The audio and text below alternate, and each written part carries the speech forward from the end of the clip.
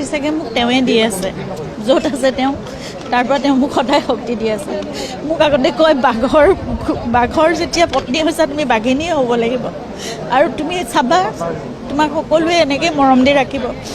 মই এতিয়া ৰৈ থাকোঁতে যেতিয়া ইমান লোক আহে, প্ৰতিটো কোটাত তেওঁৰ ফটো লগাই থোৱা আছে, আৰু প্ৰতিখন ফটোৰ পৰা তেওঁ মোক চাইছে যেন কৈ আছে আকৌ এনেকৈ লাগে মই কৈছিলোঁ নহয় তোমাক আগতে চোৱা, এতিয়া ইমান মানুহ আহিছে যে তুমি আহৰিয়ে পোৱা নাই।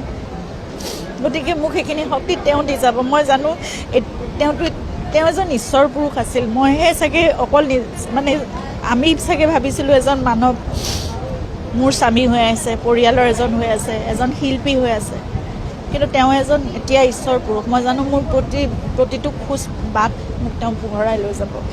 মই সদায় তেওঁকে প্ৰাৰ্থনা কৰোঁ। তেওঁ আচলতে এটা মিছনতে আহিছিল।